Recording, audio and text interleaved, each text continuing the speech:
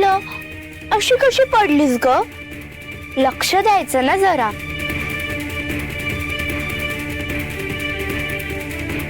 एक काम धड जमत नाही. मावशी, लागलं का? पाय दुखतोय माझा. ए, शुभ कार्याला जाताना रड नको या. आई, ही कमल आहे ना, काही कामाची नाहीये. हकलून दे हिला. अगं पण मग छत्र कोण धरणार? दुसऱ्या कुणाला बोलावलं असतं ग, पण उशीर होईल ना. जाऊ दे, मरू दे. मला छत्रच नको. उन्हातच जाते मी.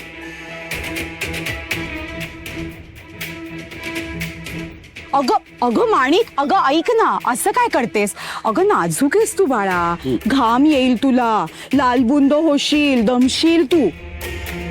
जाऊ दे ना ग आई, जाऊ दे. मी घामाने भिजून जाईल. मी इतकी छान तयार झालीये, ते फुकट जायला हवंय ना काही लोकांना.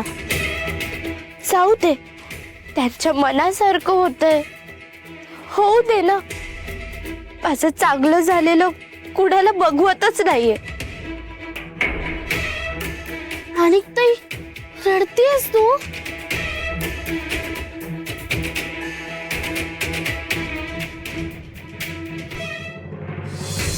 सकू ऐक.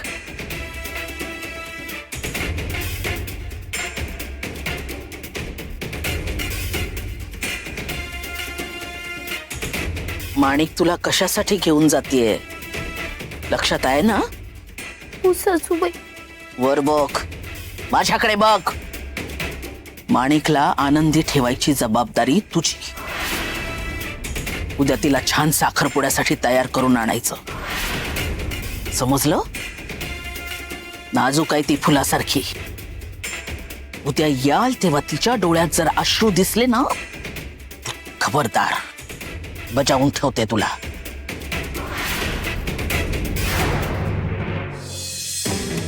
माणिकताई, थांब.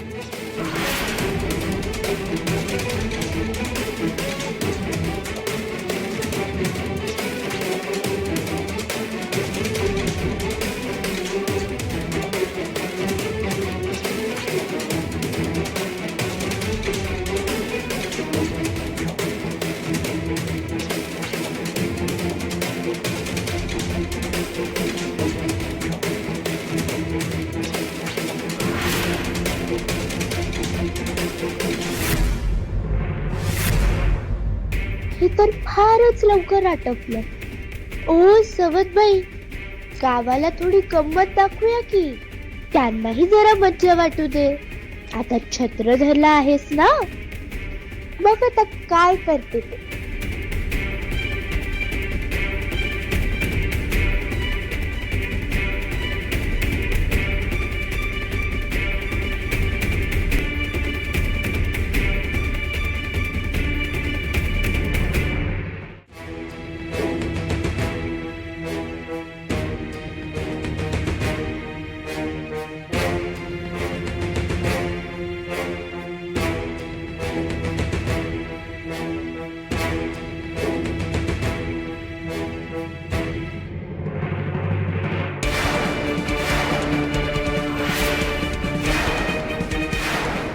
काय हे? तू अजून तयार झाला नाहीस? अरे आज साखरपुडा आहे तुझा. ते सुभेदार कोणत्याही क्षणी येतील. हो मग तयार काय व्हायचंय त्यात? या कपड्यात राहिलो तर साखरपुडा होणार नाहीये का? निघो. आवाज खाली. मला डोळे दाखवतोस? चालणार नाही हा? मला तुझ्या मर्जीप्रमाणे चालवण्याचा प्रयत्न करू नकोस. मी आई आहे तुझी. माझा बाप बनण्याचा प्रयत्न करू नकोस. चिडलाय कानात? रमाई अगं, तरीही वेडवाकडे वागलासच ना, तर कान उघडे ठेवून ऐक. काल तुला मी जे म्हणाले ना, ते हवेत विरण्यासाठी नाही. तुला जे म्हणाले ते मी सगळ्यांसमोर बोलू शकते आणि प्रत्यक्षातही आणू शकते. रमाई अगं काय बोलतेस तू हे? हो, स्वतःला पेटवून घेऊ शकते. विहिरीत जीव देऊ शकते, गळफास लावून घेऊ शकते. दिलेला शब्द खरा करण्याची माझ्यात धमक आहे. मला डिवचू नकोस. जे मी म्हणते ना ते खरं करून दाखवते. माझ्या सहनशक्तीचा अंत बघू नकोस. तयार हो आणि उभा राहा साखरपुड्याला, राजी खुशीने आणि हसत मुखाने. समजलं? आम्ही काय म्हणतो, लग्नाआधी बरं वरात काढलीत तुम्ही. हा, त्या माणिक मध्ये अगदी तुमचे सगळे गुण तंतोतंत उतरले बरं. नाही हा, हे सगळं अगदी तुमच्यासारखं आहे. तुम्ही कसा घोडा चालवायचात आणि मध्येच त्याची लगाम खेचून त्याला ताब्यात ठेवायचात. आपली माणिक आता अगदी तसंच वागतीये नाही.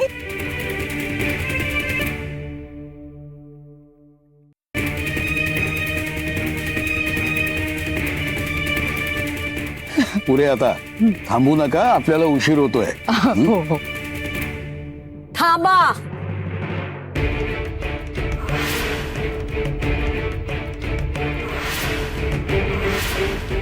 अगं हे काय अंबिके, हा मुद्दामच तू सखूला छत्र समोर धरायला लावलंस ना. वा वा वा, एवढे तालेवार तुम्ही. अगं तू सुभेदारी नाहीस ना, मग तुमच्या वाड्या नोकर चाकर काही कमी आहेत का? आणि ही सखू कोणत्या न्यायाने तुमची चाकर आहे?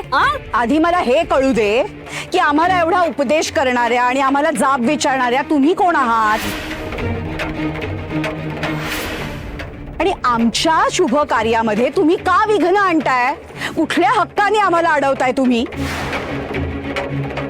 हे बघा सरू आजी, माझी माणिक ना साखरपुड्याला चाललीये. त्यात अपशकून करू नका. अगं साड काय, मी सत्याचा आवाज आहे आणि शहाणपणाची पताका आहे. तुमची चूक ही सर्व जगाला ओरडून सांगणार. एक तर हे लग्न तुम्ही ठरवून सखूवर अन्याय केलाय आणि वर तिला ही अशी क्रूर वागणूक देताय. शोभतं का तुम्हाला? सहाटळे नाही म्हातारी बाई, खरोखर बघावं तेव्हा प्रत्येकात नाक खुपसत असते. ओ सरू आजी, या सखूवरती ना काही अन्याय बिन्याय होत नाहीये. हा, सखू स्वतःच्या राजी खुशीने माझ्या माणिकची बटीक झालीये. आणि बटीक असूनही माझी माणिक तिला स्वतःच्या बरोबरीने ठेवतीये. हे दिसत नाहीये का तुम्हाला? आता काय हे सखूला न्यायला मेणा आणायचाय का? आणि आधी मला हे कळत नाही की आमच्या घरगुती बाबतीत तुम्ही का नाक खुपसताय, आणि तेही या वयात. म्हणूनच नातं असून सुद्धा मनोरमेने तुम्हाला साखरपुड्याला नाही बोलावलं.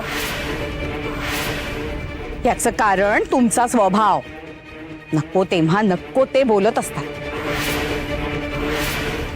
आणि तुम्ही काही सगळ्या गावाचा ठेका घेतलायत का? तुमच्या त्या पताका बिताका ते काही आम्ही जाणत नाही.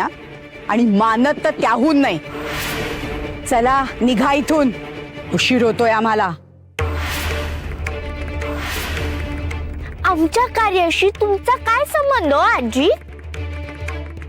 आणि तुम्हाला एवढाच पुळका येतोय सखूचा, तर तिच्याऐवजी तुम्हीच पकडा ना छत्री. उगीच आम्हाला काही कुणी बोललेलं मी ऐकून घेणार नाही. घे सखू.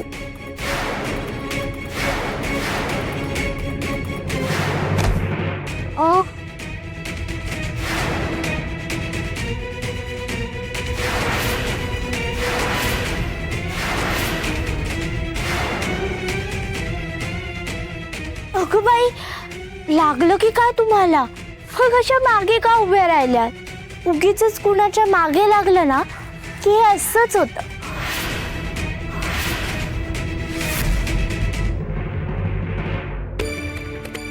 सखू, खबरदार गेलीस तर. माझी जबाबदारी सासूबाईंनी तुला दिलीये हे विसरलीस का ग? चल माझ्या बरोबर. घे ती छत्री.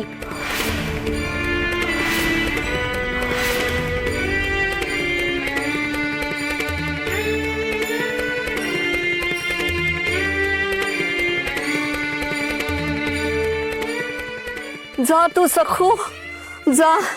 साऱ्या जगावर छत्र धरणारा तो विठुराया वरून बघतोच आहे. आणि माणिक, हे बघ, तुझ्या कर्माचं फळ तुला तो कसं देईल ना ते पहा. तू सखूचा किती पण छळवात कर, पण सखूचं मनही मोठं आहे आणि भक्तीही. तू तिला जरी उन्हात ढकललंस ना तरी तिच्या माथ्यावर शीतल छाया धरेल यात तीळ मात्र सुद्धा शंका नाही.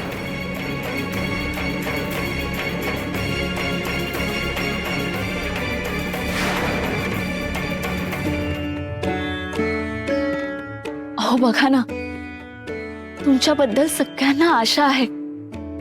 ती सरू आजी सुद्धा भरोसा देते, खात्री देते. तुम्हाला काहीच वाटत नाहीये. म्हणजे तिला उन्हात असूनही सावली असायला हवी असं म्हणायचं आहे का तुम्हाला? हो देवी, पण सखू तर सावली मागतच नाहीये. धन्य झाली तुमची.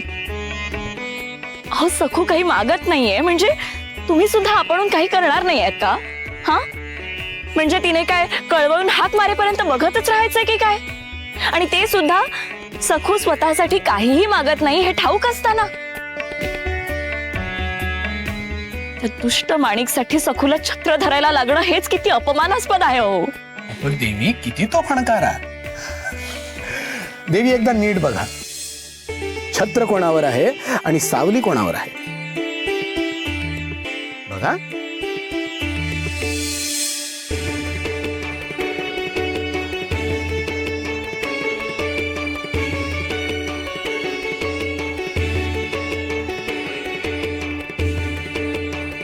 सखूने छत्र धरून सुद्धा मला त्रास का होतोय?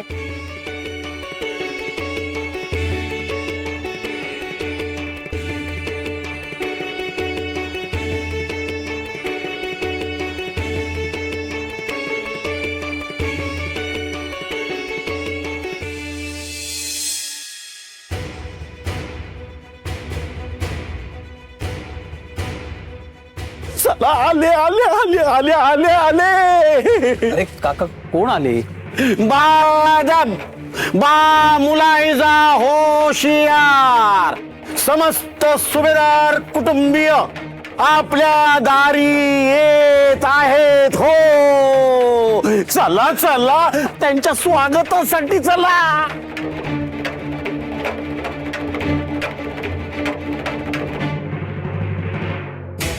काय रे दिगू, मक्खासारखा कशाला उभा आहेस? अरे ऐकलं नाहीस का तू? सुभेदार आलेत, त्यांचं स्वागत करायला जायला नको का? चल थांब. मैताला निघालायस का? स्वागत करायला जातोय ना, चेहरा जरा हसरा ठेव. चल ये. अरे अरे वाजवा, या या या या या या या या.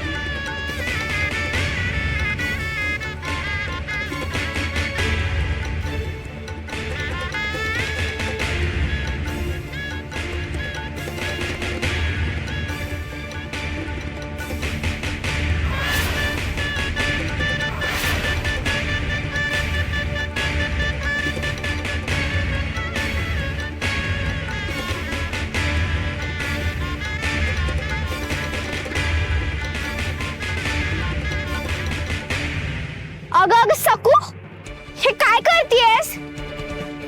ह्या पायघड्यात तुझ्यासाठी नाही माणिकसाठी आहेत. त्यामुळे तू खालूनच चाल.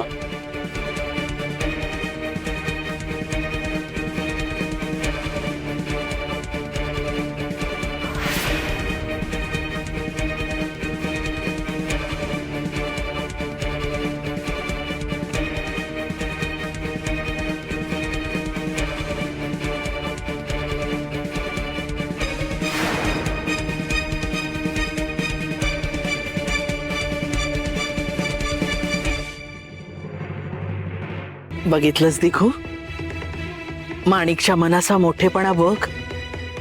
धाकट्या बहिणीसारखी सखूला सतत बरोबर घेऊन असते. ही काय पद्धत झाली? धाकटी बहीण असं समजतात?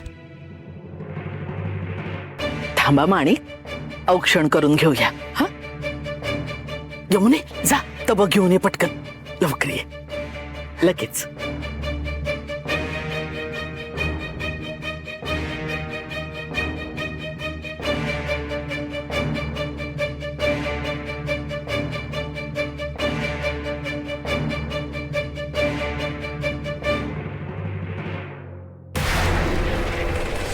नरपशून जर का सखूला मारलं तर त्याची सूर्यप्रकाशाची आगीची भीती पार नाहीशी होईल. मग नरपशु बी बाकीच्या पशूंसारखा वनात हिंडू शकतो, सूर्यप्रकाशात जाऊ शकतो, मग शिकार करू शकतो. बाबाजी, आवाज दिगवान माणिक तर साखरपुडा आहे. सुभेदारीन आणि मनोरमाबाई दोघे बी तुमच्या शिष्य आहेत. दोन्हीकडून आज दक्षिणा मिळणार. ती बी घसघशीत. तुम्ही साखरपुड्याला असायला पाहिजे. जायचं का? अरे दक्षिणा काय मिळणारच आहे ती, आणि त्याहीपेक्षा मोठा डाव आपण टाकलाय त्याचं काय? हा, जायचंय ना मनोरमेकडे तर आपण जायचंच आहे, पण साखरपुड्याला नाही, सखूच्या मैताला. हा, मग सखूच्या मरणाची वेळ जवळ आली आता. तो तयारीत असेल. कधी एकदा त्या सखूचा जीव घेतोय असं झालं असेल त्याला. कोण तयारीत असेल बाबाजी? त्यो भुकेलेला, कवळलेला, चिडलेला, त्यो गुहेतला नरपशू.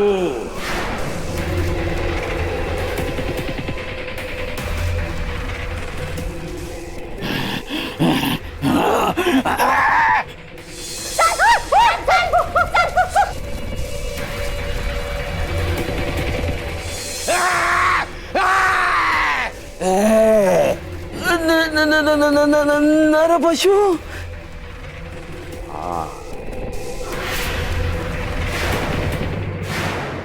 या सांगितलंय त्याला, म्हणलं तुझ्यात जर बळ असेल तर या गुहेच्या बाहेर पडायचं धाडस कर, आणि जर तुझ्यात बुद्धी असेल तर संपव त्या सखूला.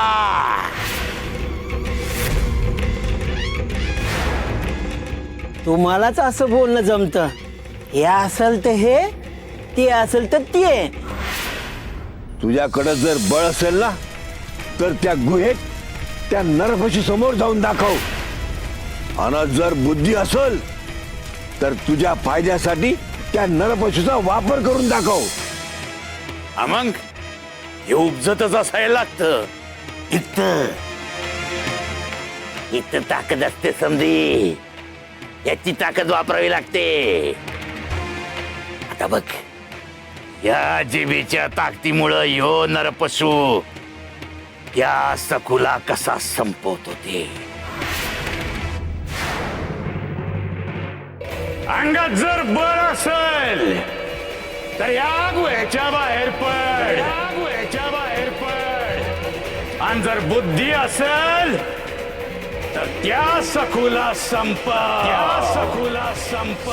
नरपशून जर का सखूला मारलं तर त्याची सूर्यप्रकाशाची आगीची भीती पार नाहीशी होईल.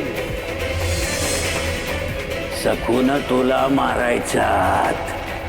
तू सखूला मार. त्या गुहेच्या बाहेर पड. त्या सखूला संपव. तू सखूला मार. सखूला मार. त्या गुहेच्या बाहेर पड. त्या सखूला संपव. तू सखूला मार. सखूला मार.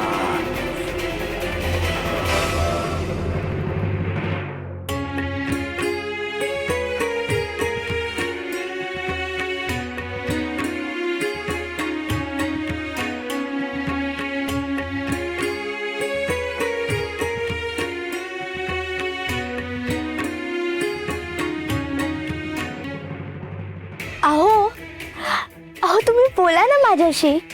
तुम्ही काही बोलतच नाही. ही कशी दिसते ते तरी सांगा. ए सखू, थांब ना जरा माझ्यासोबत. सखी आहेस ना तू माझी.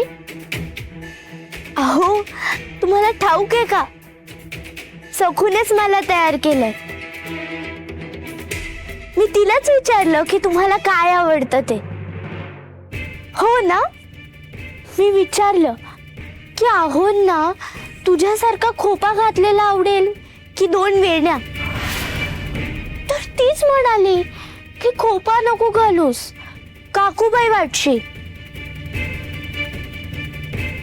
तुझी ओळख या 2 सुरेख वेण्याचे. तुम्ही सांगा ना, तुम्हाला काय आवडतं. तुम्हाला मी तिच्यासारखं असायला हवं का, काकूबाई? नाही ना. मी जाऊ का, मला खूप काम आहेत. शिवाय हे पण द्यायचंय ना. नाही नाही, तू थांब इथेच. बिंदू, बिंदू हे सामान घे जरा.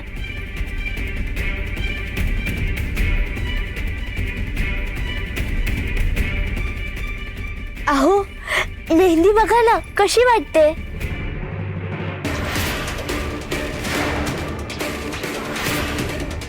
छान रंगली आहे ना.